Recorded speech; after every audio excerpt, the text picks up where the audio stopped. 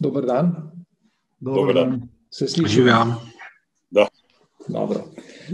Jaz bi uvodoma, moje ime je Franci Bratkovič, Razvojna agencija, Razvojni center Novo mesto.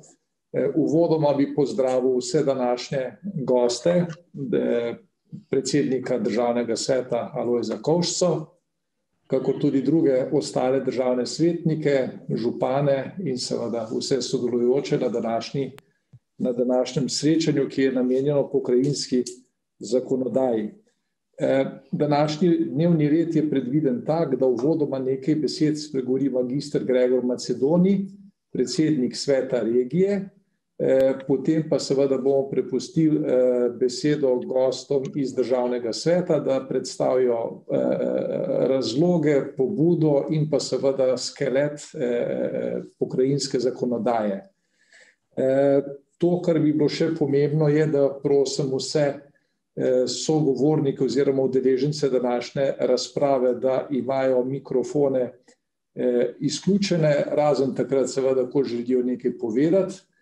Ko bo prostor za razpravo, čas za razpravo, takrat bi pač z nekim znakom dajte vedeti, da vas bomo pač vključili noter ali skozi pogovorno okno chat ali pa z nekim dvigom roke, pač na nek znak. Tako da toliko bi jaz zdaj za uvodoma.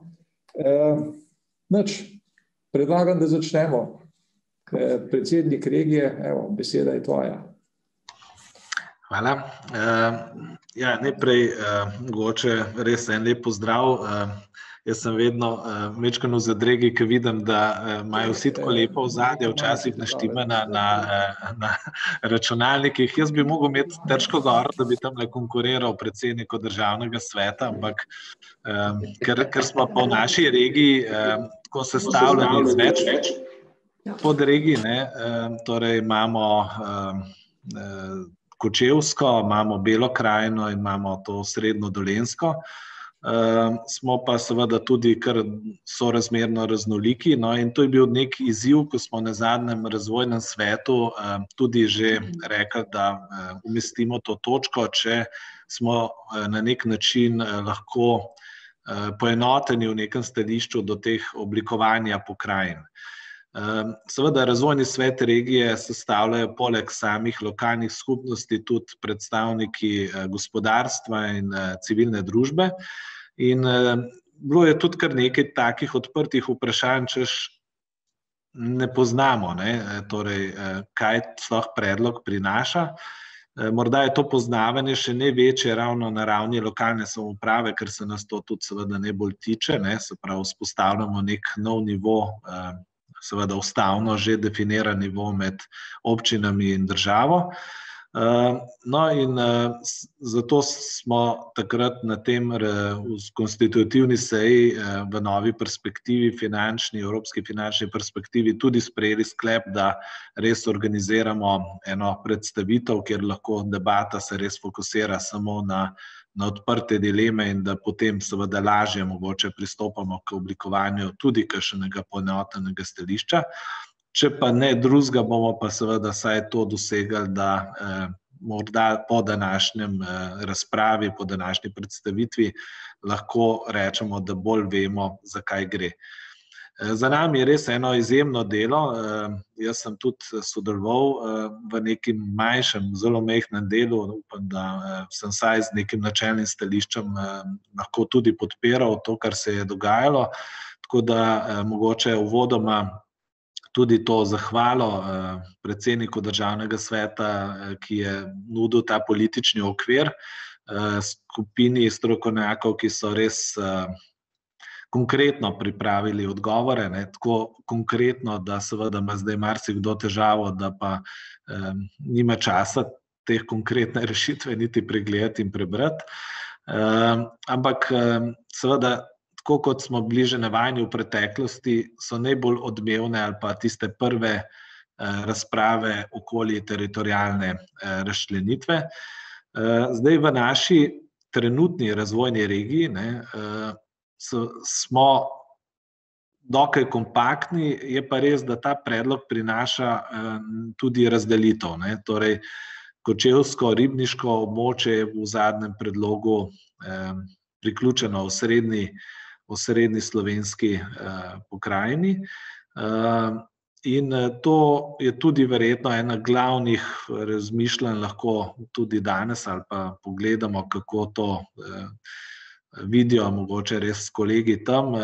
Mislim, da kar se tiče Dolenjske in Bele krajine, kot jaz razumem, seveda mi čutimo to dvojnost in to razdelitev po Gorjancih, pa vendar do neke mere ob nekem sprejemanju tega, da pa vsak ne mora biti spet tako, kot smo razdeljeni po občinah, tudi po pokrajinah, sodimo skupaj in v tem smislu je neko jedro tega našega delovanja tukaj. Seveda, takoj po teritorialni razčlenitvi je naslednje vprašanje pristojnosti nalog. Tukaj pa verjetno že dokaj jasno pridemo do tistega, ali je kozarec na pol prazen ali na pol poln. Tako jaz ocenjujem to dosedanjo razpravo, se pravi, imamo tiste, ki vidijo veliko priložnosti v tem, odgovorov na številne dileme, ki jih danes imamo pri upravljanju javnih nalog v naši državi.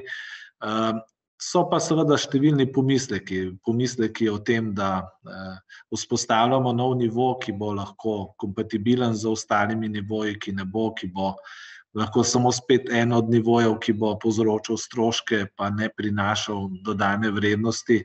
Tako da to so verjetno, teh odgovorov vseh ne bomo imeli, odgovori na to najboljši so tako, da se stvari kvalitetno pripravi in potem tudi poskrbi, da so stvari kvalitetno izvajane.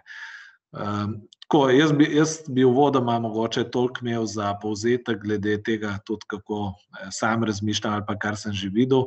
Mogoče kot informacijo samo še to, občinski svet naše občine je že obravnaval ta osnutek, na načelni ravni smo potrdili, da podpiramo, da se ta člen ustave uresniči, podpiramo to umestitev v Dolenjsko-Belokranjsko pokrajino. Seveda se na Novem mestu ni težko strinjati z tudi sedežem v našem mestu. Toliko, da želim, da danes res z nekim pristopom pozitivnim probamo dobiti čim več odgovorov in spoštovani predsednik Državnega sveta, tudi v mojem imenu hvala, da ste se ponovno odzvali temu povabilu.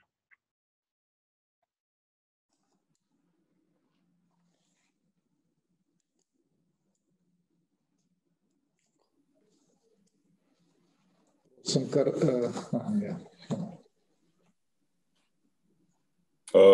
Verjetno sem zdaj dobil besedo, če prav razumem. Ja, drži. Kar izvolite. Hvala lepa. Najprej lep pozdrav našemu današnjemu gostitelju, gospodu Franciju Bratkoviču, RCI oziroma IRC Novo mesto. Pozdrav tudi predsedniku regije in vsem vam, spoštovane županje in župani, pa tudi mojemu svetniškemu kolegu Bojanu Kekcu in svetniškemu kolegu Dušanu Strnadu. Ne vem, če je z nami državni svetnik Samer Kalil, upam, da je in da se nam bo pridružil. Pozdrav tudi njemu. Glejte, v bistvu se ta zadnji poizkus ustanavljanja pokrajin dogaja v enem zelo težkem času in nas je nekako COVID kriza po neki strani prehitela. Po drugi strani nam je pa pokazala, da odsotnost pokrajin v Sloveniji prinaša izjemno veliko težav. No, sama pobuda za ustanovitev pokrajin tokrat ne prihaja od nobene politične stranke, prihaja od Skupnosti in Zveze občin Slovenije in tudi Zveze mestnih občin Slovenije. Država, kot je centralizirano, etatistično organizirana, je prešla skozi teh 30 let svojega razvoja do neke točke v času in prostoru, ko je tovrstna organizacija državne uprave postala cokla razvoja. Dogaja se nam izjemna centralizacija, najprej na ekonomskem in demografskem področju, potem pa tudi na vseh upravljavskih funkcijah ki jo negativno čutijo predvsem občine kot izvajalci lokalne samouprave, potem pa tudi vsi državljani Republike Slovenije. Ko smo začeli s tem procesom priprave pokrajinske zakonodaje leta 2019, se je v Ljubljano vozilo 86.000 dnevnih migrantov, delovnih migrantov, in letos januarja meseca je ta številka že 117.000. Dogaja se nam, da se sedeži gospodarskih družb selijo iz periferije v Ljubljano, dogaja se nam odliv možganov, predvsem mladih delovno aktivnih ljudi. Ljubljana se razvija, oziroma Ljubljanska regija se razvija 2,6 krat hitreje kot recimo Koroška, in te pokrajine, oddaljene od središča države, se z leta v leto razvijajo počasneje, oziroma se njihov razvojni zaostanek pa tudi njihov položaj napram v osrednji Sloveniji poslabšuje.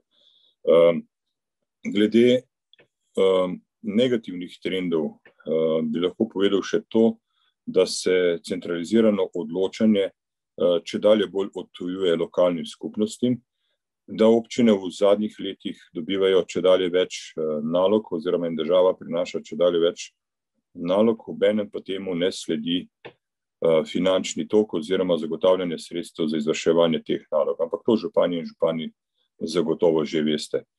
Nam v državnem svetu se je ta proces že leta nazaj zdel neprimeren, poskušali smo vplivati na različne načine. Eden izmed njih je tudi ta, da smo na zakon o izvrševanju proračuna v zadnjih nekaj letih kar redno izglasovali veto, zaradi tega, ker občinam enostavno ni zagotavljal primernega financiranja.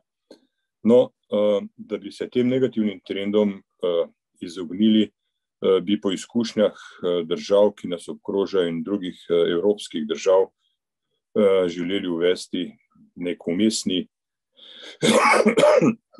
upravljavski nivo oziroma raven, in to je pokrajina, na katero bi z države prenesli dobršen del pristojnosti, pa tudi dobršen del obveznosti in seveda zagotovili tudi primerno financiranje. Ko se je državni svet lotil te naloge, smo se zavedali, da mi preprosto nimamo dovolj resursov, da bi se lahko lotili take zahtevne problematike. Gre za spremembo približno 176 sistemskih zakonov, ki urejajo delovanje 20 državnih podsistemov. Govorim seveda o zdravstvu, šolstvu, sociali, kmetijstvu, gospodarstvu, varnosti, zaščiti.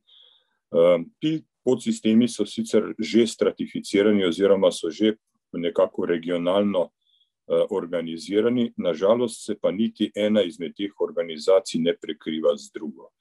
Zdaj, če rečem bolj poenostavljeno, zdravstvo je po regijah razdeljeno po neki svoji shemi, šolstvo po neki drugačni, civilna zaščita, gasilci in vojska po svoji, policija zopet po taki, ki se ne pokriva z nobeno drugo.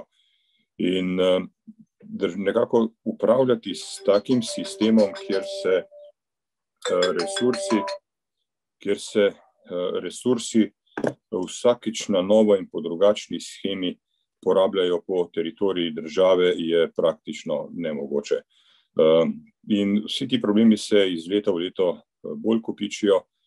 Imamo izrazit razvojni zaostanek pri gospodarstvu, kmetijstvu, pa tudi pri rabi prostora se kažejo ogromne težave. Tu investitorji pri nas zelo težko pridejo do tega, da bi v razumnem roku realizirali svoje investicije oziroma investirali v Sloveniji in gradili gospodarske objekte in zaposlovali ljudi. No, vse to govori v prid temu, da je treba na nek način vzeti čisto zares, da je zdaj že skrajni čas, da se pokrajine ustanovijo. Sodeč po tem, da sama ideja prihaja iz lokalnih skupnosti, je tudi delovna skupina pod vodstvom doktorja Boštjana Brezovnika in v ožji sestavi dr. Samo Drobne, dr. Borut Holcman, dr. Žan-Jano Plotnik in dr. Gorazd Trpin, zbralo okrog sebe več kot 60 eminentnih znanstvenikov, ki pokrivajo prav vsa področja uprave in družbenega življenja v Sloveniji. In pripravili so en osnutek oziroma katalog zakonov, ki jih je potrebno spremeniti, pa tudi sam zakon o ustanovitvi pokrajin in zakon o pokrajinah. Tukaj bi želel izpostaviti, da je državni svet insistiral na zahtevi, da se lokalna samouprava, govorimo o občinah, z ustanovitvijo pokrajin na noben način ne okrni. Brez dlake na jeziku povem, da je bila v preteklosti želja po ponovni koncentraciji občin oziroma želja, da bi se manjše občine preprosto ne z zakonom formalno, ampak z zmanjšanim financiranjem ukinilo in da bi občine spoznale same od sebe, da bi bilo bolj primerno se nazaj združevati, ko so se že enkrat v preteklosti razdružile. Vendar ta poskus dejansko ni uspel, tudi male občine so preživele, ne samo to, v času velike ekonomske in finančne krize so te občine v polni meri opravile svoje poslanstvo in zagotovile obstoj predvsem malih in srednjih podjetij, kmetijsko aktivnost in vse ostalo, kar nas je potem popeljalo iz krize po hitrejši in manj boleči poti. Torej, načelno stališče državnega sveta je, da se vloge občin tudi v obstoju pokrajin ne okrni, ampak da ostane takšna, kot je. Delovna skupina je tej zahtevi sledila in nekako je pripravila to zakonodajo tako, da se pokrajine in občine medsebojno na noben način, recimo temu, ne kanibalizirajo. Vir financiranja pokrajin je v nasprotju z virom financiranja občin, ki je nekako definiran odhodkovno, financirate se po principu primerne porabe. Za pokrajine je predvideno, da bi se financirale prihodkovno. To pomeni, da je temeljni vir financiranja pokrajine delež dohodnine, ki se izvzame iz integralnega proračuna. To je delež dohodnine državljanov, ki živijo na področju pokrajine. Drugi vir financiranja je predviden davek od prihodkov pravnih oseb, ki delujejo na teritoriju pokrajine, vendar poudarjam, da se s tem davčna obremenitev za gospodarske družbe ne bo povečala, temveč gre za delež, ki je doslej romal v integralni proračun, sedaj pa iz integralnega proračuna del tega deleža roma v pokrajine. Naslednji prihodkovni vir pokrajin bi bile takse, ki jih sedaj upravne enote zbirajo za račun države. Upravne enote z ustanovitvijo pokrajin preidejo pod ingerenco pokrajin in s tem se ukine tudi dvotirni sistem upravljanja, kot smo ga poznali sedaj, ko so bile upravne enote pravzaprav podaljšana roka države na teritoriju občin. Sedaj upravne enote po tem predlogu prehajajo pod ingerenco pokrajine. No in kot zadnji finančni vir, ki ga predvidevamo s tem osnutkom predlogov za pokrajine, je pa razpolaganje z nepremičninami v lasti pokrajin. Nepremičnine, ki so sedaj v lasti države, večinoma preidejo v last in upravljanje pokrajin in pokrajine z njimi lahko gospodarijo skladno z svojimi načrti in razvojnimi željami. Ko smo definirali vlogo občin v pokrajinah, smo zasledovali cilj, da občinski sveti in občine v pokrajinah ne bi bili enostavno preglasovani in da bi v upravljavskih nalogah pokrajin občine imele močno vlogo. Zaradi tega je vodstvo pokrajine, govorimo o politični shemi, sestavljeno tako, da imamo svet pokrajine z predsednikom sveta pokrajine, ki se ga voli neposredno, tako kot svetnike, in imamo svet občin, ki je vis-a-vis sveta pokrajine v nekako takšnem odnosu, kot je državni svet do državnega zbora. Ima pravico veta na vse odločitve sveta pokrajine. Tu želimo opozoriti eno redakcijsko napako, ki se nam je pojavila v 23. členu zakona o pokrajinah, kjer smo obdelovali dve varianti, ali se predsednika sveta pokrajine voli neposredno ali ga volijo člani sveta pokrajine, to se pravi posredno. Smo se odločili, da se predsednika sveta pokrajine voli neposredno in ostala je pa ta formulacija, da ga voli svet pokrajine, kar je napačno, tega v končnem predlogu ne bo. Imamo težavo z spoštovanjem ustavnega načela enakomerne zastopanosti volivcev, ki pravi, da približno enako število volivcev mora imeti enako število predstavnikov v zastopniškem telesu. Če bi to načelo popolnoma spoštovali, potem se nam da zgoditi, da v pokrajinah, kjer jedro pokrajine tvori ena močnejša mestna občina z velikim številom prebivalcev in veliko manjših občin z manjšim številom prebivalcev, bi ob spoštovanju tega načela prišli do situacije, ko posamezne občine v svetu pokrajine de facto ne bi mogle imeti svojega predstavnika, ker bi z večjim številom prebivalcev tukaj seveda prevladovala mestna občina. Menim, da je potrebno to ustavno načelo na nek način modificirati oziroma kot entiteto za volitve v pokrajini postaviti občino, tako da nobena občina v pokrajini ne bi ostala brez svojega predstavnika. Zamišljeno je tudi, da bi sedanji vaši predstavniki v državnem svetu, kot je gospod Bojan Kekec, Dušan Strnad, Samer Kalil, bili potem voljeni v pokrajinah. Ne več po skupinah občin, pač v pokrajinah. Torej, pokrajine dobijo zelo močno zastopstvo v državnem svetu. Že sedaj je večina državnih svetnic in svetnikov v državnem svetu predstavnikov lokalnih interesov. To je zelo pomembno, da pokrajine to prevladujočo vlogo oziroma lokalna samouprava to prevladujočo vlogo ohrani, predvsem kadar gre potem za odnos države do občin in do samih pokrajin, seveda skozi zakon o izvrševanju proračuna. Se opravičujem. Poseben pomen smo dali tudi predstavnikom manjšin. Na zahodu italijanska manjšina, predvidoma po tej razdelitvi, bi bila razdeljena na 2 pokrajini. Z njimi bomo še opravili dodatne pogovore. Mogoče je razumeti, da če bodo manjšinci v 2 pokrajinah, bo tudi odnos do manjšine v eni ali drugi pokrajini različen. Po drugi strani pa seveda manjšinci s tem dobijo tudi 2 svoja predstavnika v državnem svetu, kar se mi zdi zelo pomembno in je njihova zastopanost v vsakem primeru boljša. Glede romske manjšine, s tem se še nismo dejansko ukvarjali. Sam sem pa na stališču, da v pokrajinah Romi morajo imeti svoje predstavnike, tako kot jih imajo v občinskih svetih, in tako normalno Romi pridejo tudi v državni svet v končni fazi. Zdaj, rad bi spregovoril besedo ali 2 o teritorialni razdelitvi, kar ta je na začetku dvignila največ prahu.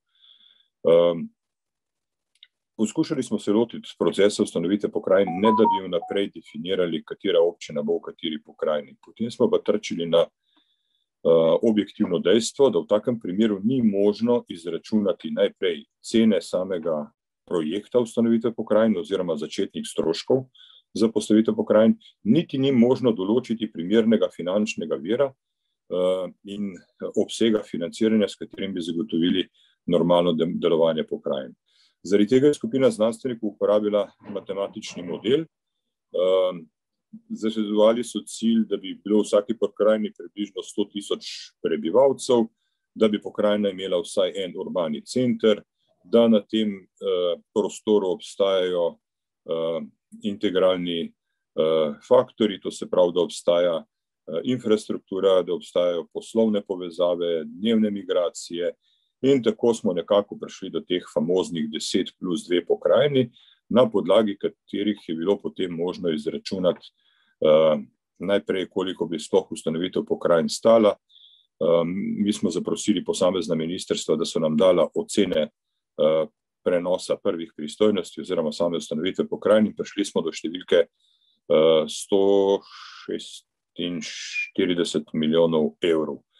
Seveda je to denar, ki ga ni potrebno nekje posebej pobrati, ampak ta denar že sedaj obstaja na ministrstvih in bi se ga lahko preusmerilo v ustanovitev pokrajin.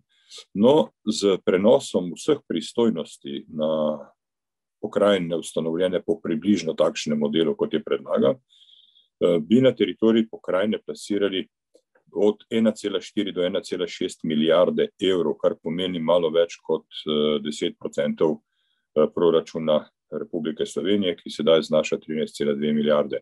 Preračuni so upravljeni na velikost obstoječega proračuna. Kaj to v praksi pomeni? To pomeni, da občine ob enakem obsegu financiranja, kot ga imajo sedaj, če bi vzeli nekih 10 občin, ki tvorijo eno pokrajino, se na teh 10 občin plasira še delež teh 1,4–1,6 milijarde evrov, kar pomeni znaten večji priliv možnost financiranja regionalnih projektov oziroma projektov regionalnega pomena, razvoja gospodarstva, kmetijstva, ekologije in še česa drugega. Zdaj, z ustanovitvijo pokrajin se ne podre nobena doslej obstoječa vez med posameznimi občinami. Praksa kaže, da so občine v dosedanjih, posebno še v zadnjih letih, zelo dobro sodelovali na projektih, ki združujejo več občin in so pri teh projektih participirale tudi s svojimi sredstvi. To se v ničemer ne spremeni v prihodnje. Občine bodo lahko sodelovali medsebojno znotraj pokrajine in tudi čez meje pokrajine, če bo tak interes občin v sosednji pokrajini. Kar zadeva samo upravljavsko strukturo, kot sem že rekel, upravne enote ostanejo tam, kjer so, samo pridejo pod ingerenco pokrajine. Potrebno bo pa zagotoviti kadre za tisto, kar bi jaz poimenoval mini ministrstva pokrajine. Govorimo o posameznih resorjih, kot so zdravstvo, šolstvo, socialno varstvo, gospodarski razvoj, kmetijska politika, energetika in seveda upravljanje z regionalno infrastrukturo v smislu cestnih povezav. Torej, ta vidik odprtosti meja pokrajin je zelo pomemben, ker v ničemer ne bo okrnjeno možnosti sodelovanja med občinami znotraj in navzven iz pokrajine. Bo se pa bistveno spremenil položaj obmejnih občin, ki so v dosedanjem sodelovanju s sosednjimi deželami ali regijami igrali izrazito podrejeno vlogo, niso bile enakopraven partner, se tudi niso razpolagale z približno enakimi sredstvi kot čezmejne pokrajine, s katerimi so se povezovali v evropskih projektih. Temu primeren je bil pa tudi izplen. No, mogoče še beseda ali dve o načinu nastanka nove teritorialne delitve. Zelo pomembno je razumeti, da ta model, kot je bil predlagan, ni edino zveličavni model, utemeljen je pač na znanstvenih podlagah in omogoča preprosto to, da izračunamo, koliko nas bojo pokrajine stale in koliko nalog in tudi resursov se lahko na nje prenese. V Državnem svetu zagovarjamo stališče, da je potrebno prisluhniti občinam, da je potrebno spoštovati voljo občinskih svetov, kje se katera občina vidi v kateri pokrajini in da ne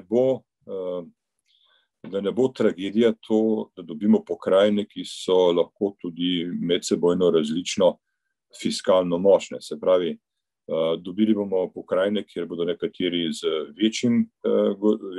večjim gospodarskim potencialom, druge pokrajine tudi z manjšim demografskim potencialom, ampak to ne bi smel biti razlog, da pokrajin ne ustanovimo oziroma da nasprotujemo taki delitvi. Najverjetneje bo treba ustanoviti pokrajin in izračunati tudi neke korekcijske faktore, s katerimi se bo ta delež proračunskega denarja od 1,4 do 1,6 milijarde pravično razporedil tudi na tiste pokrajine, ki začenjajo oziroma imajo štartno pozicijo z slabšim potencialom. Naš cilj je, da se pokrajine razvijajo hitreje, bolj enakomerno, seveda pa vsaka v svoji smeri, kakor si jo glede na geografske, demografske, ekonomske, če hočete, tudi kakšne druge okoliščine pokrajine same zadajo. Jaz vidim, in to povem brez kakršnega koli izmotavanja in prikrivanja, da ni problem v občinah oziroma lokalni samoupravi, ko gre za ustanavljanje pokrajin. Problem se bo pojavil pri 20 državnih podsistemih. Recimo v dosedanjih pogovorih, ki smo jih imeli z ministrstvi, prav na nobenem ministrstvu nismo dobili odklonilnega stališča za ustanovitev pokrajin.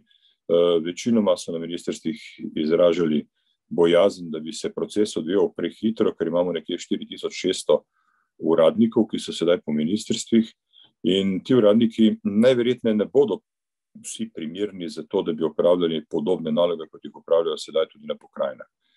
Pokrajine zaradi svojega manjšega obsega, manjšega števila ljudi, pa približno enakimi nalogami, kot jih imajo ministrstva, bodo morale delovati dosti bolj operativno. In po mojem mnenju bo treba kadre, ki bodo to, strokovne kadre, ki bodo to operativno pokrivali, poiskati ne le na ministrstvih, ampak jih bo treba pripraviti v okviru lokalne samouprave. Zdaj, ali bodo, če se tako izrazim, občine donirale kakšnega svojega, ali pa je to treba poiskati med mladimi, ki se še šolajo in pripravljajo. Zato 10-letno obdobje, v katerem se opravi popoln prenos pristojnosti in ki je tudi primerljivo z obdobjem, v katerih so regije ustanavljale države Evropske unije, ki jim je to uspelo brez kakšnih posebnih težav. Medtem se bo pa verjetno po ministrstvih tudi dobršen del kadrov upokojil in na ministrstvih ostanejo potem samo tiste res naloge državnega pomena in seveda nadzor nad organi v pokrajinah, ki bodo opravljali podobno oziroma enako delo, kot ga opravljajo ministrstva, samo na regionalnem nivoju. To je moč razbrati tudi iz 11. člena zakona o pokrajinah, kjer se z države na pokrajine prenašajo skoraj vse inšpekcijske naloge, država na koncu inšpicira samo pokrajinske inšpekcije. Torej, jaz mislim, da sem nekako v tem uvodu obsegel vse. Še enkrat poudarjam, kdo bo kje v kateri pokrajini, odvisno predvsem od vas in dobro je, da se o tem začnete pogovarjati že danes. Iz razgovorov po posameznih občinah, potem pa tudi po posameznih regijah, kot je tale današnji, sem razbral, da si nekje še niso nalili čistega vina, da se neka občina vidi v neki pokrajini, pri tem pa ni opravila niti enega pogovora s sosednjimi občinami, niti se ne zaveda, da jo v tisti pokrajini pravzaprav ne vidijo, ampak se vidijo nekje svojo pokrajino zaključena tudi brez te občine. Tako da bi se izognili situacijam, ko bomo vsi za, potem se bo pa zgodilo, da nekdo ostane nekje, ker ne bo vedel, kam spada, bi bilo dobro, da se o tem začnemo pogovarjati že zdaj, oziroma da se vi začnete na lokalnem nivoju pogovarjati že zdaj. V Državnem svetu bomo sprejeli vsako vašo odločitev in bomo pripravili variantne predloge za to teritorialno členitev. No, prej sem omenil, da največji odpor pri ustanavljanju pokrajin pričakujemo od 20 državnih podsistemov. V pogovorih z Univerzo v Ljubljani smo zaznali eno hudo bojazen, da se te, bom rekel, elitne državne inštitucije zelo bojijo nastanka pokrajin in se bojijo tega, da bi vsaka pokrajina potem ustanavljala svojo univerzo, svoj inštitut Jožef Štefan, pa še kaj drugega. Jaz osebno v tem ne vidim nobene težave. Če je neka inštitucija na ravni države dobra in če je res izjemno dobra, potem nihče ne bo videl nobene potrebe potem, da bi ustanavljal redundanco, ker jo bo potrebno tudi financirati, umestiti v prostor, kadrovsko popolniti. Če pa neka inštitucija ne deluje dovolj dobro oziroma če njen output ni zadosten, potem pa ne vidim nobenega vzroka, zakaj se ne bi take dejavnosti organiziralo tudi po pokrajinah. Ne nazadnje, zakon o pokrajinah v 10. členu pristojnosti pokrajin, naloge pokrajin, to popolnoma omogoča. Seveda, če pokrajina za to zagotovi sredstva in obstajajo potrebe. Ko se ta naš proces prvih pogovorov o vsebini pokrajinske zakonodaje in temeljnih principih, na katerih gradimo ustanovitev pokrajin, zaključi konec junija, bo delovna skupina pod vodstvom dr. Boštjana Brezovnika, ki vidim, da se nam je ravno kar pridružil, ga lepo pozdravljam. Ta delovna skupina bo potem obdelala vse vaše pripombe, predloge, prisluhnila vašim željam in poskušali bomo, oziroma ne poskušali, pač pripravili bomo konsolidiran predlog, s katerim lahko nekje jeseni seznanimo tudi parlamentarne stranke. Moram poudariti, da v dosedanjih pogovorih za predstavniki parlamentarnih strank nisem dobil niti enega negativnega stališča o ustanovitvi pokrajin. Vsi pa izražajo neko skrb, da bo to proces, ki bo, če ne bo predlog dobro pripravljen, bo to lahko zopet polariziralo mnenja med koalicijo in opozicijo in pripeljalo do zastoja procesa zaradi njihove medsebojne konfrontacije. No, jaz nimam te bojazni v tolikšnem obsegu, zato ker vem, da je prihodnje leto super leto volitev in dvomim, da bi se kakšna izmed političnih strank upala nasprotovati jasno izraženi volji lokalne samouprave, da pokrajine potrebujemo. To bi rezultiralo z negativnim odzivom tudi volivcev in z jasnim sporočilom, da si politične stranke bolj kot demokracijo želijo strankokracijo v državnem zboru, centralizirano odločanje o rabi javnega denarja in še kaj podobnega. Pomembno pa je, da dobimo v državni svet soglasje najprej na načelni ravni, da pokrajine potrebujemo od vseh lokalnih skupnosti, vseh občin, potem pa na koncu tudi strinjanje o variantnem predlogu, ki bo pripravljen za členitev in predlogu zakonodaje, ki je že pripravljena. Spoštovane župani in župani, jaz bi se rad opozoril še na eno stvar. Veste, včasih se mi zdi, da nekateri preveč preprosto dojemajo to. Zdaj se sprejme zakon pokrajine, imamo, zmenimo se, kje bojo sedeži in to je to. Ne, to je šele začetek dela. Takrat se šele začne prava borba za prenos pristojnosti iz države na pokrajine in zagotavljanje primernega financiranja. Zdaj tukaj v tem zakonu o pokrajinah je jasno opredeljeno, katere naloge in pristojnosti se prenesejo. Treba pa tudi ločiti obseg in časovni okvir, v katerem se prenašajo, in biti zelo pazljiv pri tem, da se vedno znova izbori tudi delež financiranja za že prenešene naloge. Tu bo težko uskladiti pokrajine medsebojno, ker nekatere pokrajine imajo pač večji potencial, druge manjšega, in jaz samo upam, da bo z nekim strpnim dialogom med samimi pokrajinami, s poenotenjem stališč vsakič, ko bo šlo za zahteve do osrednje oblasti, da bo ta proces lahko potekal nemoteno. Torej, napovedujem, da se bo prava bitka začela šele potem, ko bomo pokrajine administrativno ustanovili. Do takrat bo kar lepo zadoščalo, da si tega želi lokalna samouprava in da se parlamentarna politika temu na nek način ne upre. Od tu naprej bo pa bitka za deleže dejanske oblasti med pokrajinami in državo, ampak takrat mene ne bo več v državnem svetu in vam lahko samo zaželim veliko uspeha. Jaz sem imel toliko za začetek.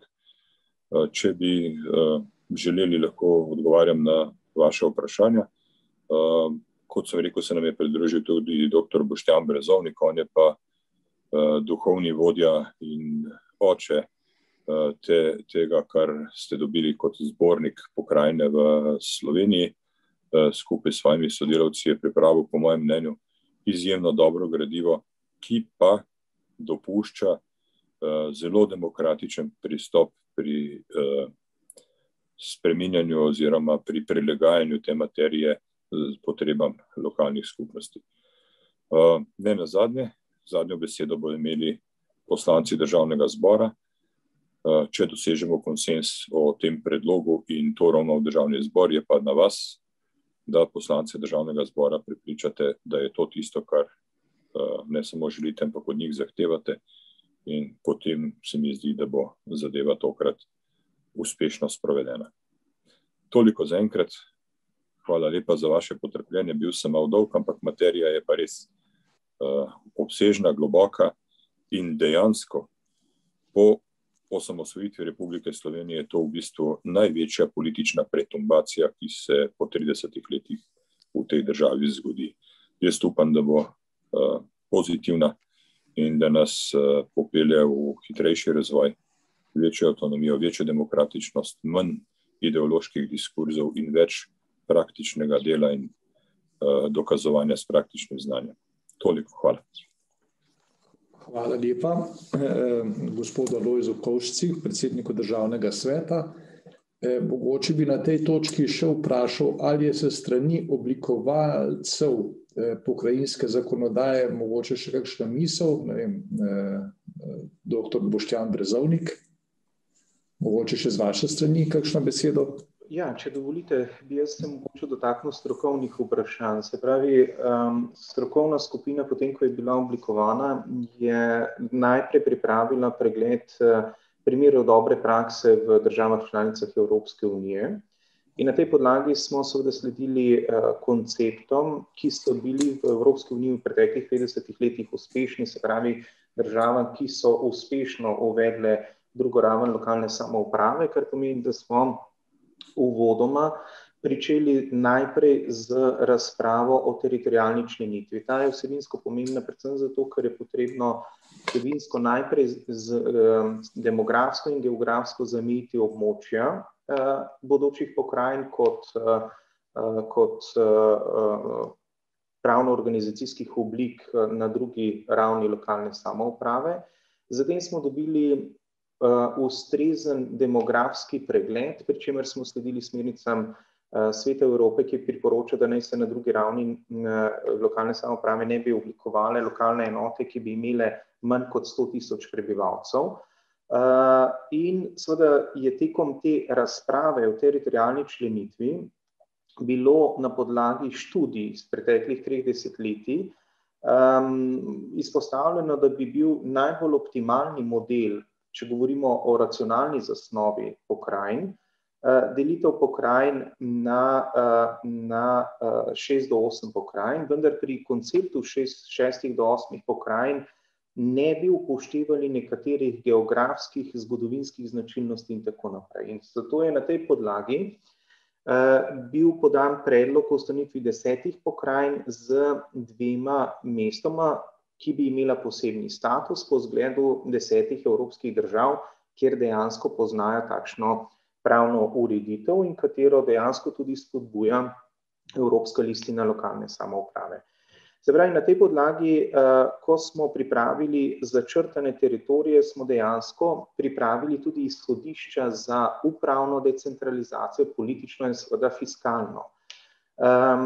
Zakaj je to pomembno? Predvsem zaradi tega, ker med pokrajinami v prebivalstvenem smislu in njihovi velikosti, tudi teritorialni, ne sme biti prevelikih razlik, če želimo vzpostaviti učinkovit sistem upravne decentralizacije, ki se nanaša na prenos nalog v pristojnost pokrajin in pa na zagotovitev učinkovitega in ustreznega sistema financiranja pokrajin. Se pravi, glede na koncept, ki je sedaj pripravljen, bi v demografskem smislu bile med pokrajinami razlike v razmerju 1:3, kar je z vidika fiskalne decentralizacije še znosno in vsebinsko ustrezno. Upoštevati je potrebno, da lahko na pokrajine prenesemo zgolj toliko nalog, kolikor jih je zmožna izvesti ali izvajati najmanjša izmed pokrajin, in glede na sedanji model bi bila najmanjša pokrajina Pomurska pokrajina z nekaj več kot 110.000 prebivalci. Vendar je zdaj tekom razprave po občinah izkazalo, da tudi ta model, ki je bil predlagan, ne upošteva nekaterih že obstoječih povezav, tako teritorialnih, geografskih in ostalih med občinami. Tako so občine predlagale, da bi se predvidena Koroško-Šaleška pokrajina delila na 2 pokrajini. Hkrati smo dobili predlog do sedaj za delitev Štajerske pokrajine na pokrajino, se pravi Spodnje Podravsko pokrajino in preostali del Štajerske. Poleg tega smo dobili predlog za delitev predlagane Zasavsko-Posavske pokrajine na samo Posavsko pokrajino. Hkrati smo bili deležni tudi razmislekov o delitvi osrednje slovenske pokrajine na severni del in na južni del, kar pomeni, da če bi seveda sledili temu in upoštevali tudi predlog mestne občine Koper, bi lahko upoštevaje mnenja občin imeli v Sloveniji oziroma predlagali ustanovitev 13 pokrajin z 3 mesti s posebnim statusom.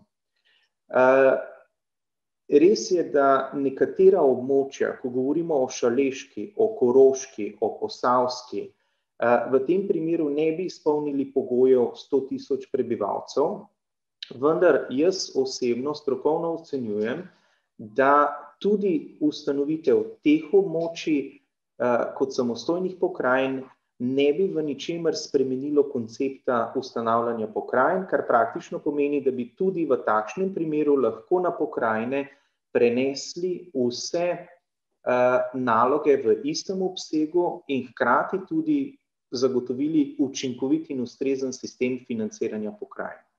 Kar praktično pomeni, da bi seveda upoštevaje te predloge lahko tudi ta koncept potrdili. Je res, da se moji kolegi, predvsem geografi, morebiti z takšnim konceptom ne bi strinjali, vendar strokovnjaki z področja upravne decentralizacije, politične in hkrati tudi fiskalne, z takšnim modelom teritorialnih členitev ob predlaganem prenosu pristojnosti nalog in pa sistemu financiranja nimamo problemov.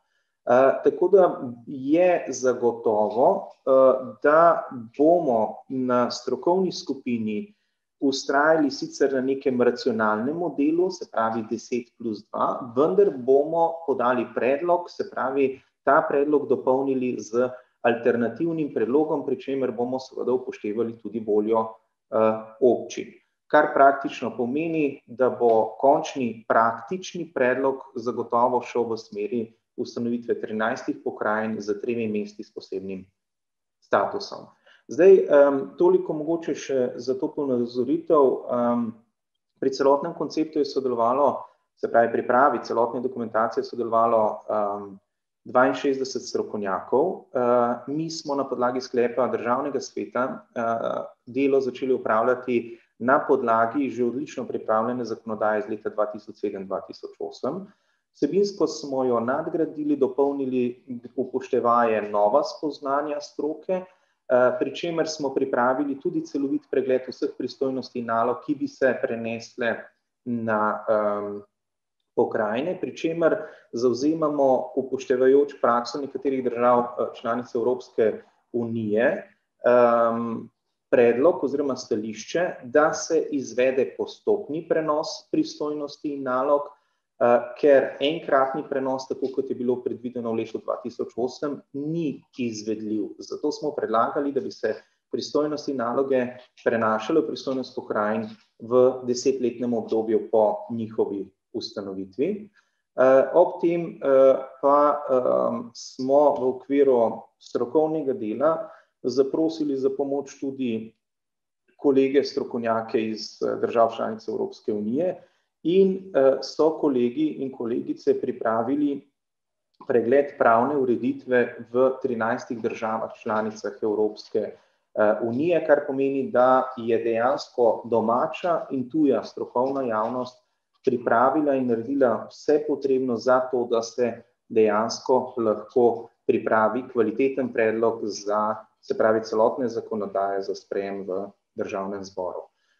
Tako da zaveza, to še moram posebej poudariti, če tudi mi strokovnjaki sledimo k nekemu optimalnemu modelu pokrajin. To še ne pomeni, da bomo na tem modelu trdo zavzeli stališče, da drugi modeli niso primerni. Zagotovo je, oziroma dejstvo je, da mi v teh naših strokovnih razlagah ne moremo upoštevati ali nismo upoštevali dosedanjih povezav, ki so se stkale med občinami na posameznem območju.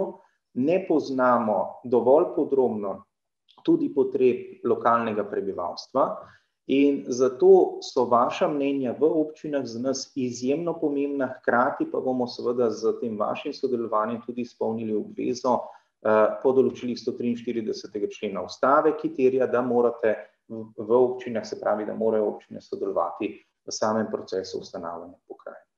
Ja, jaz bi s tem zaključil in tako kot je gospod predsednik povedal, bi potem v nadaljevanju s predsedniku odgovarjala na vaša morebitna vprašanja. Hvala.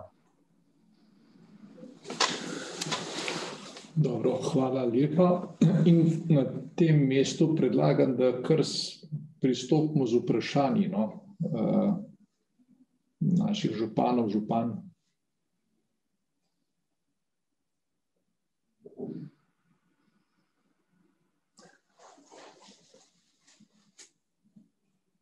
Kdo se bo prvi opogumil? Polona. Ja, Polona Kambič, kar izvolite. Hvala lepa za besedo in lep pozdrav vsem skupaj. To je res obsežna materija, tako da smo jo nekako komaj se prekljuvali skozi.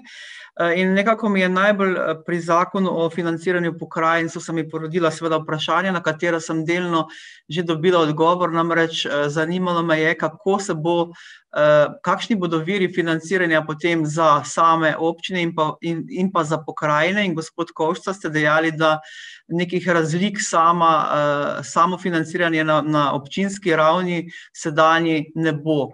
Pa me zanima potem, kako se bo recimo delila dohodnina, kajti dohodnina je vir tako občin, kot naj bi bila tudi na nivoju pokrajin.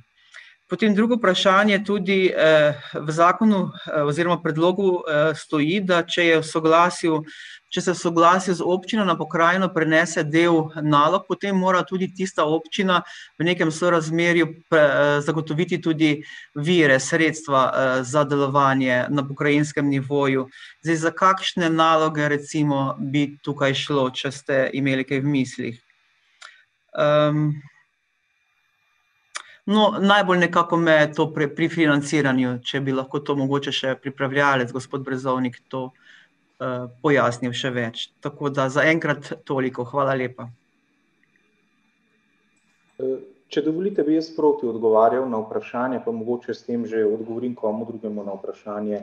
Zdaj, kar se tiče koncepta financiranja pokrajin, kot je že predsednik povedal, imamo v svetu dva modela financiranja lokalnih skupnosti. Eden je tako imenovani odhodkovni sistem, drugi pa tako imenovani prihodkovni.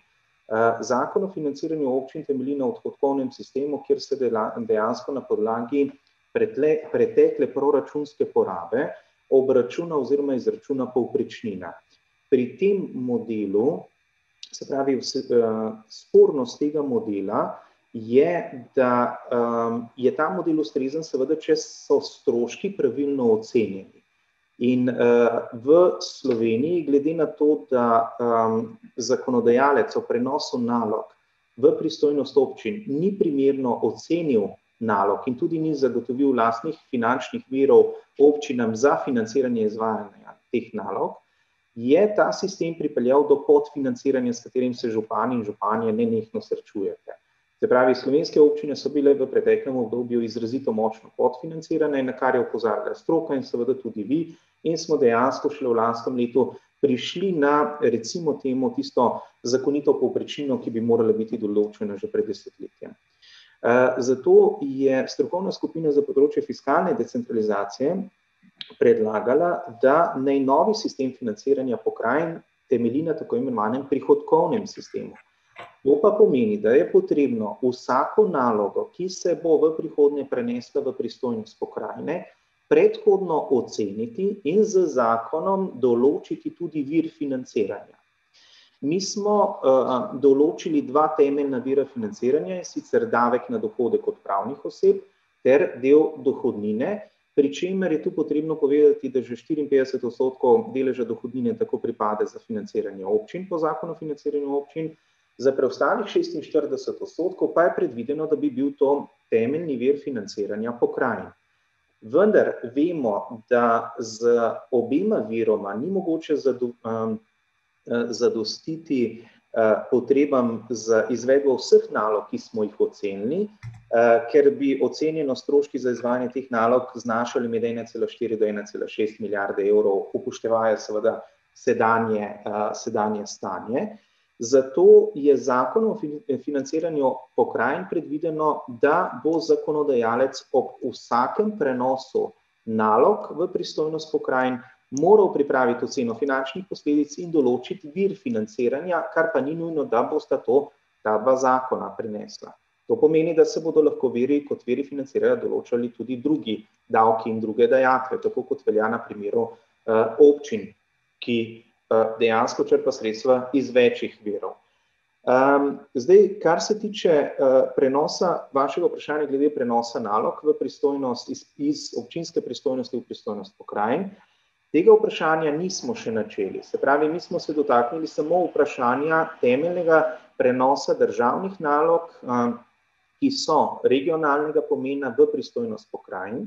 Seveda bo zagotovo razvoj pripeljal tudi do tega, da bo po ustanovitvi pokrajin potrebno presoditi, katere občinske naloge so tiste, ki so širšega pomena in katere bi tudi bilo smiselno prenašati iz občin na pokrajine. Zagotovo so to recimo pristojnosti, ki se nanašajo na izvajanje občinskih gospodarskih javnih služb, ko govorimo o ravnanju s komunalnimi odpadki ali odvajanje čiščenja odpadnih voda, oskrbo s pitno vodo. Se pravi, vse tiste naloge, kjer ste občine povezane na širše oskrbovalne sisteme. Vendar, kot sem že povedal, je to stvar kasnejše razprave po ustanovitvi pokrajin, ko bo potrebno seveda ustrezno prevetriti vse naloge, ugotoviti smiselnost financiranja teh nalog in pa izvajanja nalog na občinski ravni in seveda presoditi, ali bi se nekatere občinske naloge lahko učinkoviteje, bolje, z boljšo kvaliteto izvajale na ravni pokrajin. Tako da to je potem predvideno za, se pravi, naslednjo razpravo po sami ustanovitvi pokrajin. Smo pa v okviru strokovne skupine za potrebe odločitve o tem pripravili celovit pregled tako pristojnosti občin z obrazložitvami, kot celovit pregled predlaganega prenosa pristojnosti nalog na pokrajine z obrazložitvami s predlogi sprememb in dopolnitev zakonov.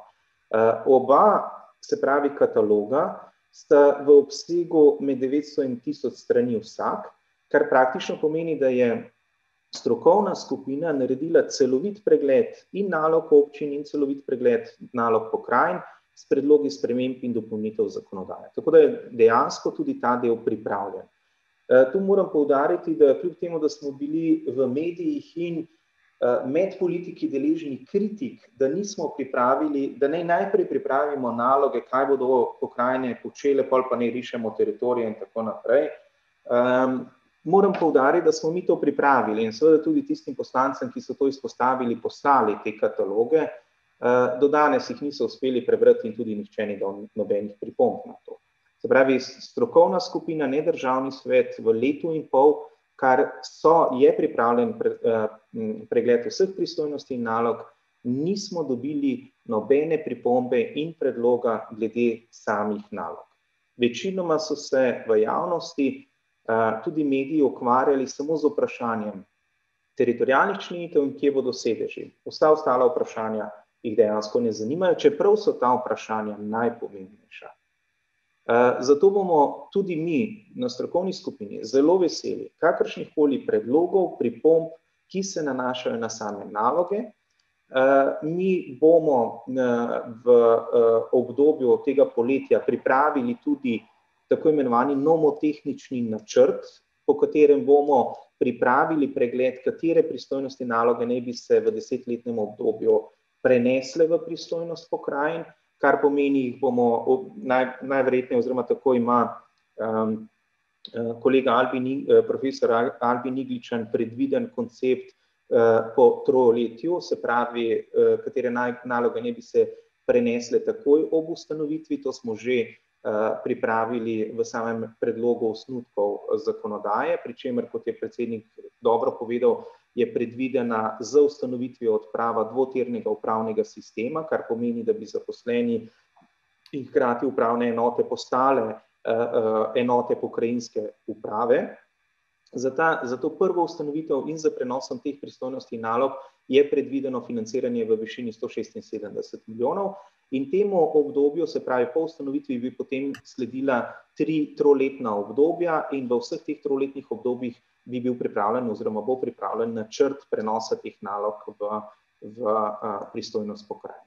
Tako da z tega vidika bo stroka tudi pripravila in naredila vse, je pa seveda zelo pomembna tudi ta razprava z vami v občinah, da boste seveda potem vzporedno s tem tudi razmislili o tem ali razmišljali o tem, katere pristojnostne naloge se lahko prenesejo tudi z občinske ravni na pokrajinsko raven.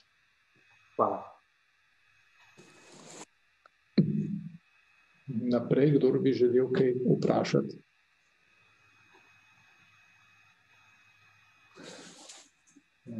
Dokler nimamo odziva, mogoče eno vprašanje še z naše strani.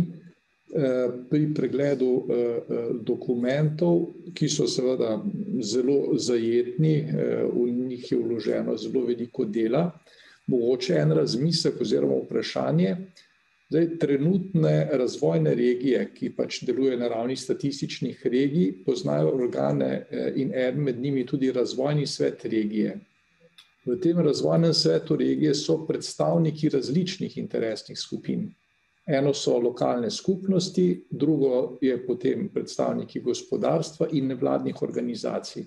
Zdaj, pokrajinska zakonodaja tega nikjer ne vključuje na tak način določen, ampak je vse skozi sistem volitev. Ali sem mogoče kaj spregledal? Ne, tu ste pravilno to ugotovili, vendar je zadeva zdaj sledeča. Mi nismo, se pravi, z zakonom lahko določimo pri izvajanju oblasti na pokrajinski ravni tiste organe, ki so seveda vsebinsko pomembni za samo izvajanje pristojnosti in nalog, in smo ob teh klasičnih organih, ko gre za predsednika pokrajine, pokrajinski svet in pa nadzorni odbor pokrajine, predvideli še ustanovitev sveta občin, v katerem so zastopniki občin, župani in županje. To vprašanje smo že tudi dobili in tu smo podali en predlog, se pravi, da lahko tudi določimo oziroma zapišemo v sam zakon, da lahko ima pokrajina tudi svoj razvojni svet, pri čemer pa se ne bi omejevali z vprašanjem, kdo naj bodo člani tega razvojnega sveta, ampak da lahko pokrajine same za svojimi statuti dejansko določijo sestavo, način imenovanja, njihove pristojnosti, naloge, kar praktično pomeni, da bi ta razvojni svet, če bi ga pokrajina še vedno ohranjala, imel naravo posvetovalnega organa. Se pravi, v vsakem primeru je to avtonomna odločitev pokrajine, že sedaj po osnutku, ki je pripravljen. Če pa menite, da bi bilo smiselno, da se to posebej izpostavi, pa lahko tudi tako vsebinsko dopolnimo zakon o pokrajini. Hvala lepa. Še kakšno vprašanje s strani županov? Andrej Kavšek, Črnomelj. Pozdravljeni vsem. Hvala vsem, da ste se angažirali za to. Mislim, da je bilo zelo zanimivo. Eno zelo kratko vprašanje. Glede upravnih enot. Upravne enote se ne ukinjajo, ampak se takšne, kot so sedaj v taki strukturi, prenašajo samo pod pristojnost torej teh pokrajin. Vprašanje pa je, recimo, kaj pa Fursove pisarne in te zgodbe, kako pa s temi ostalimi službami, ki so še razporejene po Sloveniji, kako bo pa to? Ja. Če dovolite, z ustanovitvijo pokrajin bo potrebno prilagoditi 20 različnih upravnih sistemov, ko gre recimo za finančno upravo, policijske uprave in tako naprej, centre za socialno delo. Kar praktično pomeni, da se bodo morale, se pravi, tudi te službe, se pravi, ti upravni sistemi prilagoditi novim teritorialnim členitvam. In to po svoji vsebini dejansko pomeni, da bo vsaka pokrajina, se pravi, da bo na območju vsake pokrajine oziroma mesta, ki bo imelo dvojni status, da bodo morali biti vzpostavljene tudi te državne institucije, ki izvajajo naloge na lokalni ravni. Eden večjih problemov, s katerim se danes srečujemo, je to, da se vsak izmed teh 20 različnih upravnih sistemov razvijal po svoje. imamo različno število policijskih uprav, različno število finančnih uprav, centrov za socialno delo in tako naprej, kar praktično pomeni, da je vsak izmed sistemov seveda sledil neki svoji politiki ministrstva, ki je resorno pristojno za to. Zato je seveda vse na ravni vlade in seveda tudi ministrstev tega dela posebej zavedajo in smo tudi za predstavniki posameznih ministrstev že opravljali razgovore in so zelo tvorno pri tem sodelovali. Zato seveda je pa v tem delu pred razpravo o tem, kako organizirati vse te službe, potrebno imeti ustrezno zamejeno teritorialno členitev. Se pravi, v tem bo zagotovo tekla beseda tudi kasneje, ko bodo pokrajine ustanovljene. Tisti prvotni del, ki ste ga pa potrdili, je pa dejansko takšen, se pravi, da se z ustanovitvijo pokrajin ne ukinjajo upravne enote, ostanejo tam, kjer so, zaposleni ostanejo tam, kjer so, preidejo pa upravne enote s svojimi pristojnostmi in zaposlenimi pod pokrajinske uprave. Odpravlja se zgolj dvotirni upravni sistem, kar pomeni, da bodo dejansko pokrajine izvrševale tudi državne pristojnosti na pokrajinski ravni. Ja, hvala. Še kakšno vprašanje?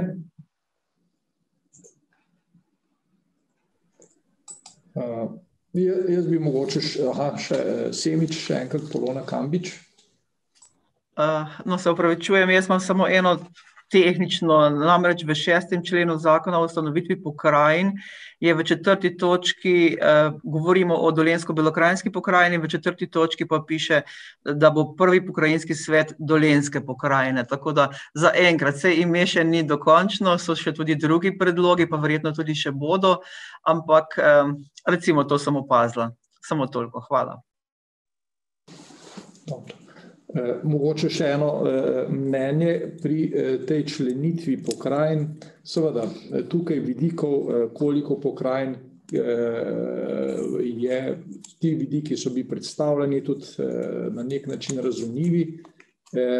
Kot en razmislek, če bo ta členitev prevelika, se pravi, potem bo tudi kasneje operativno delovanje teh pokrajin na neki, če temu rečemo, zvezni ravni oteženo.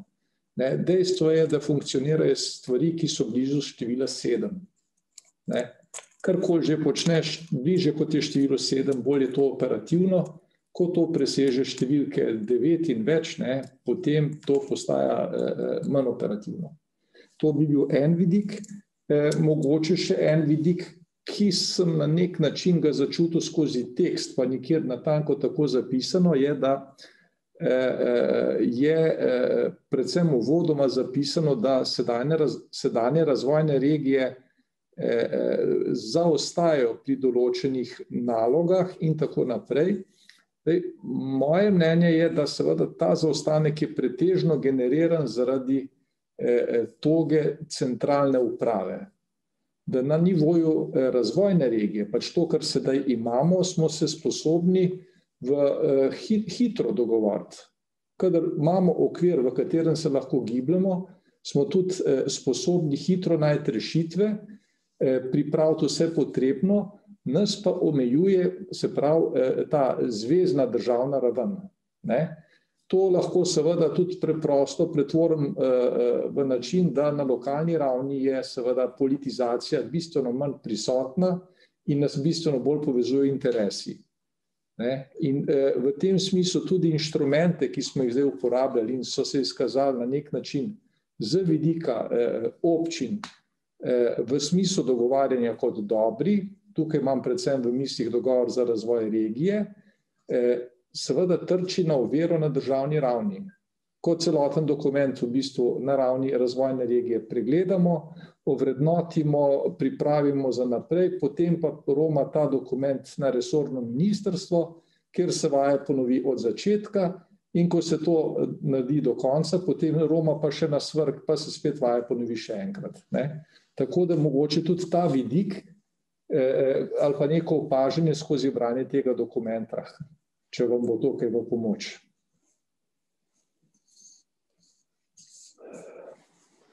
Če dovolite, bi jaz tukaj en komentar podal, glede števila pokrajin. Veste, mi smo doslej opravili 24 razgovorov z občinskimi sveti, pa enega z Savinjsko-Šaleško regijo v celoti. Ti pogledi so zelo različni in zaradi tega smo se odločili, da samo število in členitev pokrajin res prilagodimo željam na terenu. Tam, kjer so močnejši urbani centri, se vsi strinjajo, da bi bilo pokrajin manj, tiste občine, ki so manjše, pa jih je več število manjših teritorijalno grupirano, se želijo pa pokrajin več, ker se v bistvu bojijo centralizacije na nivoju pokrajin. No in mi nekako moramo biti toliko politično modri, da ta projekt, ki ga zdaj peljemo kot projekt, ki ga podpirajo lokalne skupnosti, ni v nasprotju interesov lokalnih skupnosti. Jaz se pač kot politik zavedam, da nikoli ni idealne rešitve. Vedno pridemo do nekih kompromisnih rešitev in tokrat je temeljni cilj, da te pokrajine res ustanovimo, ker vse je slabše, če jih ne ustanovimo. Tako da tukaj bomo morali nek kompromis skleniti, čeprav je tudi dr. Brezovnik poudaril, da vse strokovne raziskave in vsa dejstva govorijo v prid temu, da bi imeli pokrajin manj in da bi bile te relativno močne. Ampak to je pač slovenska posebnost in z njo se konfrontirati ne bi imelo smisla, zato ker bo proces na tej točki takoj ustavljen. Kar se pa tiče vaše pripombe glede na razvojni zaostanek, ja, se to zaradi tega ustanavljamo pokrajine. Glejte, jaz živim v občini Grosuplje, mi smo se z občinami po tej osi Kočevje, Osilnica dogovorili že marsikaj, ampak vsi naši dogovori, vse v zvezi z reševanjem te cestne povezave od občine Škofljica pa do Kočevja, naprej Osilnice, je mrtva črka na papirju, ko pridemo do državnih organov. Veste, na Ministrstvu za infrastrukturo nam zadeve potrdijo, potem se pa na Ministrstvu za okolje in prostor oglasi nekdo in po 12 letih razprav zapiše, da niso bili dovolj dobro preučeni vsi vidiki oziroma možnosti, da se okrog naselij zgradijo manjše obvoznice in zdaj, ko je zgrajen še en priključek na avtocesto teh, ki se vozijo preko Turjaka čez Grosuplje, da je treba počakati nekaj let in proučiti te učinke in če je to dovolj dobro, potem te ceste ni treba modernizirati. Z okoljevarstvenega vidika. In dobesedno je dal plombo na cel projekt s tem. In to je naredil en državni sekretar. In zdaj imamo tukaj nekaj 10.000 občanov, nekaj občin, naše težave in en državni sekretar ugotovi, da nismo dovolj dobro preučili vplivov na okolje in da je treba po 12 letih počakati še 3-4 leta, pa še eno študijo narediti za voljo tega priključka na avtocesto v Grosupljem. Veste, s tem se srečujemo dejansko vsak dan in take razvojne cokle si Slovenija ne more več privoščiti. Mi moramo zadeve, ki zadevajo interese pokrajin, prenesti na pokrajine in potem se bomo to dosti lažje dogovorili in dosti lažje speljali.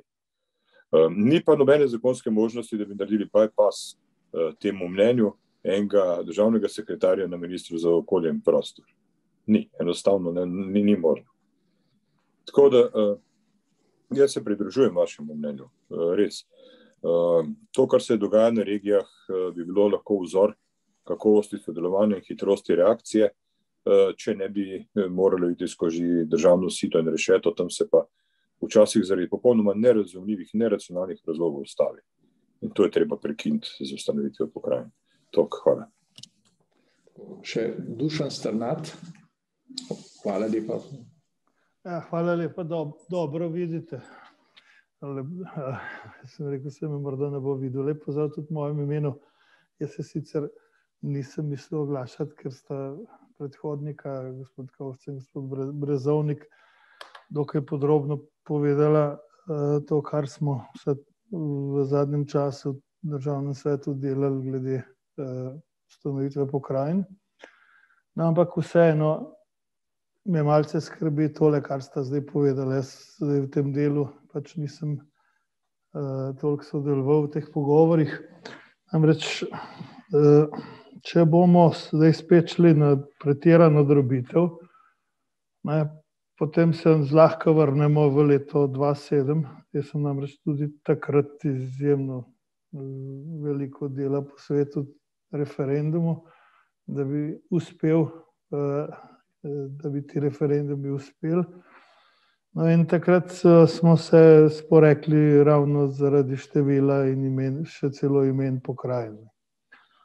Jaz osebno še vedno mislim, da je pravzaprav skoraj nepomembno, ali pa mislim seveda je pomembno, ampak ni toliko pomembno, v kateri pokrajini si, važno je, da bi pokrajine bile in to mora biti cilj, ki ga pač moramo slediti.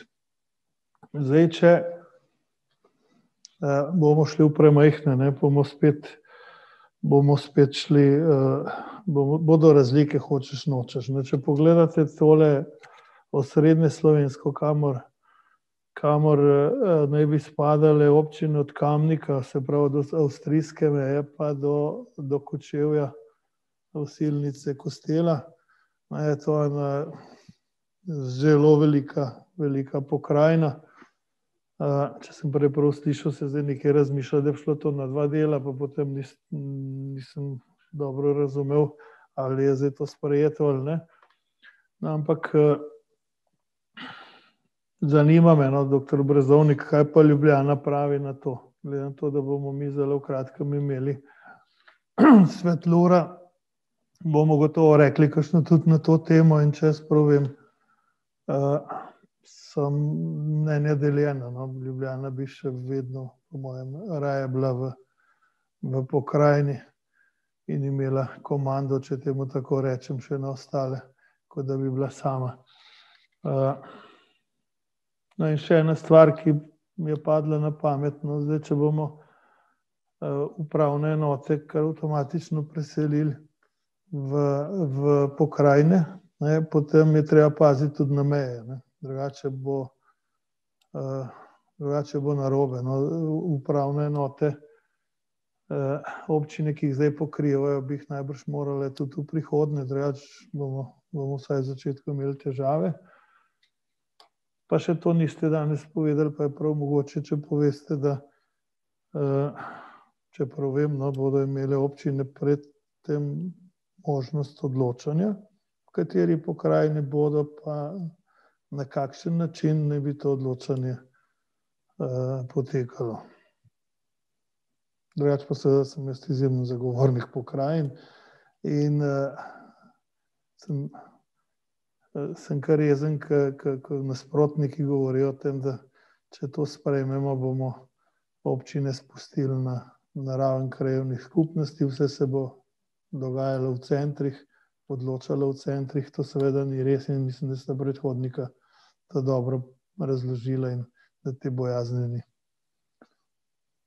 Toliko. Če mogoče dovolite, da se zdaj dotaknem teh vprašanj oziroma pomislekov, mi smo dostikrat o tem razpravljali, se tudi pogovarjali, se tudi jaz osebno strinjam, da je zagotovo to vprašanje pretiranih členitev eno tistih, ki razdvaja predvsem slovensko politiko in hkrati tudi stroko.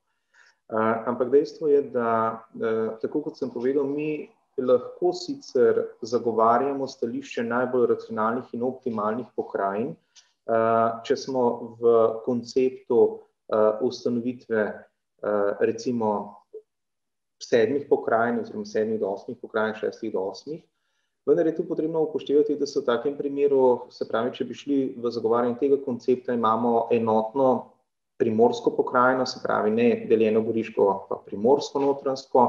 Imamo v takem primeru podan predlog za širšo pokrajino, se pravi, ki bi zajemala tako Koroško kot Štajersko in Pomursko skupaj in tako naprej. Se pravi, v takih primerih se ne upošteva nekatere geografske in zgodovinske značilnosti. In tako kot sem že uvodoma povedal, bo stroka predlagala tudi vnaprej koncept 10 pokrajin z 2 mestoma s posebnim statusom, pri čemer pa bomo v sam predlog zakona pripravili tudi variantne predloge. To pomeni alternative, če bi se seveda lahko na teh predlogih tudi dosegel kompromis pri poslancih Državnega zbora. Kar se tiče Ljubljane, zaenkrat nismo imeli še formalnih razgovorov in tudi neformalne predstavitve na mestnem svetu mestne občine Ljubljana. Je res, da župan zagovarja stališče, oziroma je v nekem trenutku zagovarjal stališče, oziroma pomisleke, ali so pokrajine v takšnem konceptu sploh potrebne, ali ne bi bilo morebiti bolje zagotoviti večji prenos pristojnosti v občine, hkrati tudi zagotoviti zadostno financiranje, s čimer se deloma z njim strinjam. Hkrati je seveda bil takrat, ko smo naredili eno predstavitev, sicer na mestnem svetu, ko je šlo za uvodno razpravo o modelih teritorialnih členitev, je takrat bilo izraženo seveda tudi ta interes, da bi Ljubljana bila vključena v osrednjo slovensko pokrajino. Vendar je tu potrebno povedati, da če bi ohranjali takšen koncept, bi dejansko pomenilo, da bi mestna občina Ljubljana s svojimi prebivalci dejansko nadvladovala tudi v smislu glasovanja in ustanovitve pokrajinskih svetov, bi dejansko imela mestna občina Ljubljana po svojem izboru tudi večino članov pokrajinskega sveta. In seveda, ker smo se temu želeli izogniti, da bi dejansko znotraj pokrajin ustvarili tudi neke centre moči in da bi pripeljalo do centralizacije, smo ravno za te 2 mesti, ko gre za Maribor in Ljubljano in seveda zdaj posledično tudi Koper, bomo predlagali ustanovitev dvojnega statusa, kar praktično pomeni, da bi te 3 mestne občine ohranile takšno organizacijsko strukturo, kot jo imajo, bi pa njihovi organi dejansko izvrševali vse pokrajinske pristojnosti tudi v tem njihovem okviru. Tako da, kar se tega dela tiče, jaz mislim, da bo tu razprava še potekala, ker tako načrtujemo oziroma predvidevamo tudi to predstavitev na seji mestnega sveta Ljubljane, kar tudi pomeni, da bomo dejansko takrat dobili konkreten in pravi odgovor o tem, kakšne so njihove želje, pričakovanja oziroma ali podpirajo seveda ta proces ustanovitve pokrajin. Jaz se bom, da sem zdaj, kar se tiče pa samih upravnih enot, seveda bo to potrebno upoštevati, se pravi že sedanje meje teh upravnih enot in bo potrebno pripraviti potem ustrezno teritorialno reorganizacijo, seveda upoštevaje to, kolikšno ali kakšno bo končno število pokrajin. Tudi jaz se nadejam tega, da bi bilo seveda najbolj optimalno imeti manjše število pokrajin, vemo pa, da to v praksi tudi v razpravi v samem Državnem zboru tega ne bomo dosegli, predvsem zato, ker se je že z razpravo v letu 2008 v Državnem zboru izkazalo, da so vsi poslanci seveda načelno podpirali ustanovitev manjšega števila pokrajin, ko pa je bilo potrebno glasovati za pokrajino na njihovem območju, so vsi dvigovali roke. Tako da, eno je splošno načelno stališče, imejmo jih samo 6, ko pa prideš na določeno območje, pa ugotovijo, ne vem, da Belokranjci ne bi bili z Dolenjci, pa Posavci ne bi bili z Dolenjci in tako, če me razumete. Se pravi, vsakdo ima potem neke svoje interese, svoje pričakovanja. Jaz sem odgovoril na vsa vprašanja, da nisem česa izpustil, ampak glejte, to je izjemno dolg, zahteven proces, v katerem bo potrebno iskati veliko kompromisov, odločitev bo pa seveda na koncu povsem politična. Se pravi, mi lahko predlagamo ustanovitev po različnih modelih, iščemo najbolj optimalne, racionalne ustanovitve, sledimo zgodovinskim členitvam, geografskim in tako naprej, ampak na koncu bo o tem odločala politika. Hvala. Hvala lepa. Gregor Košir, beseda je vaša. Ja, lepo pozdravljeni, če lahko na kratko še v imenu občine Kočevje.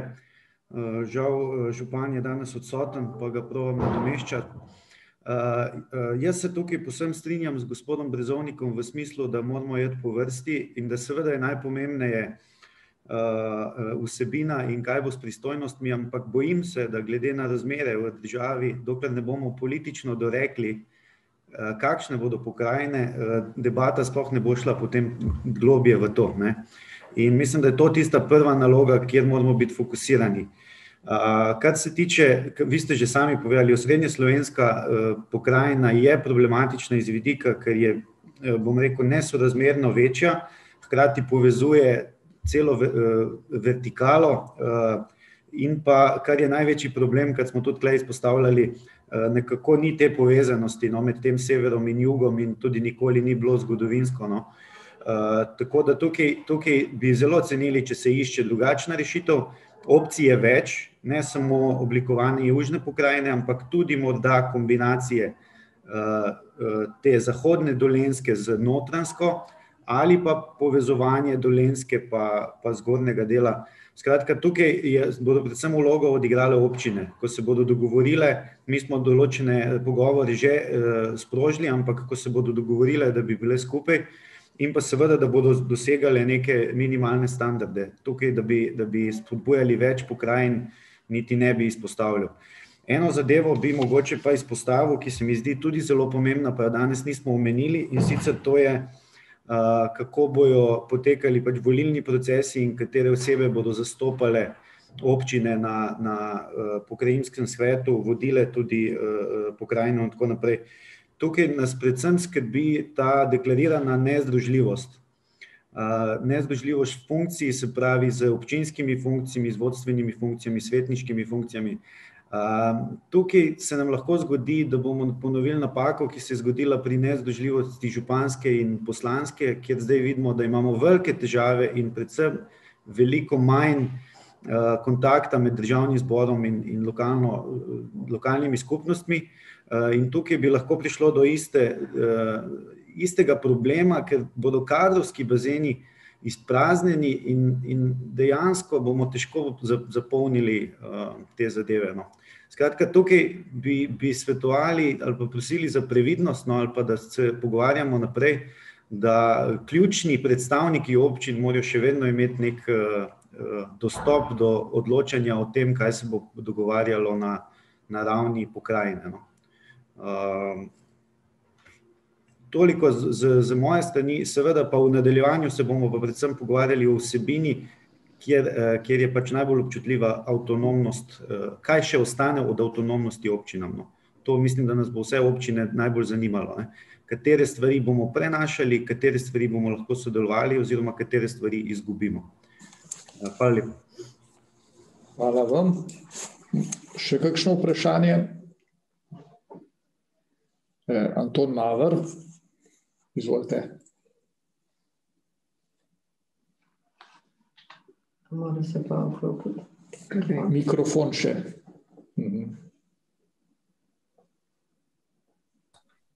Se slišimo? Se. Dober dan, lep pozdrav iz Mokronoga, z občine Mokronog-Trebelno. Sam moram odkrito priznati, da sem bil vse do pred nekaj let nasprotnik in ustanavljanjem novih pokrajin. In to od takrat dalje, od tistega predstavljanja, ko smo imeli 2007 ali 2008 na Marofu v Novem mestu, nekateri se boste spomnili, kajti takratni predlog je bil dobesedno pripravljen s figo v žepu, kar se tiče v korist malih občin. Zdaj, jaz sem pa danes zadovoljen in vesel, da sta tako predsednik Državnega sveta kot dr. Brezovnik na zelo enostaven, vendar tako jasen način stvari predstavlja, ker ko sem bral sam ta predlog, saj ne moreš vse dojeti, danes sem dobil popolnoma drugačno sliko in prepričanje. Zato obema res gospod predsednik in gospod Brezovnik, hvala lepa za to širino, ki sta jo danes vsem nam predstavila. Moram pa še enkrat, kljub temu, da verjamem, da bo tudi za manjše občine ustanovitev pokrajin doprinesla saj enak status občin, kot ga imamo sedaj, če ne še boljše. Skratka, v nobenem primeru se ne sme zgoditi to, da bi majhne občine spravili na kolena. Sami veste, kakšni razvoji vseh teh občin po ustanovitvah razvojev so bile občine deležne. In želel bi, da nekaj primernega, nekaj podobnega ostane tudi za vnaprej, torej da pokrajine, ustanovitev pokrajin vendarle omogoča in ostane pri teh možnostih podobnih razvojev občin, kot smo jih imeli pa do sedaj. Skratka, v zadnjih 15-20 letih smo občine dosegle res ogromen razvoj in ne sme se zgoditi z ustanovitvijo pokrajin, da bi to zaznali upad teh možnosti, torej možnosti razvoja. Sicer pa Razvojnemu centru hvala za organizacijo tega, vama pa še enkrat res, tako Brezovnika kot predsednika sem večkrat poslušal, vedno sta mi bila všeč, zato je tudi to pomembno, komu je država naložila pripravo vseh postopkov in vodenje vseh postopkov in dokumentacij, in ker ni vseeno, ali to vodi Janez ali pa Lojze, pomembno je, da sta dobila to nalogo v roke pravo človeka. In hvala vama in vsem vašim v ekipi. Če bo kdaj ratalo, potem mora zdaj ratati. Hvala vsem. Hvala lepa. 90 minut se počasi izteka oziroma se je izteklo. Če je mogoče še kakšna misel, drugače bi pa jaz kar en zaključek današnjemu srečanju naredil. Veste, kaj bi samo, če dovolite, jaz bi dal še odgovore kolegi Koširju, ker ste tu izpostavili ravno to vprašanje tega dela. Mi smo se na strokovni skupini dosti ukvarjali ravno z vprašanjem združljivosti in nezdružljivosti funkcij. In to, kar ste izpostavili, je seveda pomembno. Slovenski župani so s tem, ko je bila izglasovana ta nezdružljivost funkcije v državnem zboru, izgubili zelo veliko, oziroma bom dejal občine. Predvsem zato, ker predtem so dejansko župani preprečili marsikateri neracionalni prenos pristojnosti in nalog v pristojnost občin. In so seveda tudi nenehno opozarjali, da je potrebno vsako nalogo ustrezno oceniti in zagotoviti zadostna finančna sredstva in finančne vire. Tudi to smo mi vzeli v obzir, vendar je ravno pri vprašanju združljivosti in nezdružljivosti funkcij župana z funkcijami člana, recimo, pokrajinskega sveta, eden ključnih problemov v tem, da bodo župani po svoji funkciji že člani sveta občin, ki bo dejansko organ, ki ima sicer posvetovalno naravo, tudi predlagalno naravo, bodo lahko hkrati tudi predlagali v sprejem pokrajinskemu svetu določene odločitve. Ampak ta organ bo imel eno zelo pomembno funkcijo, to pa je, da bo imel možnost izglasovanja veta na nekatere akte, ki jih bo sprejemala pokrajina, se pravi predvsem tiste, ki se bodo posredno dotikali tudi pristojnosti občin. In ravno zaradi tega je predvidena tudi ta nezdružljivost funkcije, ker ni mogoče, da bi župan bil hkrati član pokrajinskega sveta in hkrati potem član sveta pokrajine in hkrati odločal, na eni strani odločal o sprejemu akta, potem pa odločal o vetu k temu aktu. Tako da ta razmerja smo upoštevali in smo seveda tudi tu sledili sodobni praksi tudi v tem delu. Je pa seveda bil tudi pomislek, ali je sploh potreben ta svet občin, ali bi morebiti dopustili to združljivost funkcij. vendar je nas v strokovnem smislu prevladalo to stališče, da je primerno, da imamo svet občin, kjer lahko dejansko tudi župani sooblikujejo politiko na pokrajinski ravni. Ja. Hvala. Hvala lepa za pojasnilo. Tako, zdaj, če mogoče strnem te današnje misli, je, da opravljeno je bilo veliko dela, gradivo je bilo zelo jasno in enostavno predstavljeno. Seveda ostaja določeno vprašanje, predvsem o tem, kaj bo tista končna verzija, ki bo govorila o avtonomiji občin, o pristojnostih pokrajine in pa seveda na koncu so ključne finance. Kako se bodo te finance razdelile. Pri financiranju se mi zdi zelo pomemben kriterij, kot sem zasledil v predlogu, da tistemu, ki po neki pariteti ne bo uspel doseči nekega nivoja primerne porabe, bo država pač dodala. Tisti, ki bo presegel v nekem okviru, bo pač tisto lahko obdržal. Tisti, ki bo pa nadpovprečno dober, bo pa moral en del tega nadpovprečno dobrega deliti. Kar se mi zdi tudi na nek način stimulativen predlog, da se vse ne vrže na uravnilovko, se pravi na nek skupni imenovalec, ampak da dopušča tudi različno hitrost premikanja pač v različnih okoljih. Tako da vsem današnjim, bom rekel, udeležencem srečanja hvala lepa, še posebno zahvala pa Državnemu svetu kot pobudniku te pokrajinske zakonodaje, vsem tem aktivnostim in pa predvsem predsedniku Alojzu Kovšci za predstavitev ter vodji strokovne skupine Boštjanu Brezovniku za odgovore in pa pojasnila. Tako da hvala lepa. Mi v regiji pa seveda moramo razmisliti, kaj natančno želimo, in se o tem odločiti. Hvala lepa. Hvala lepa, nasvidenje. Nasvidenje.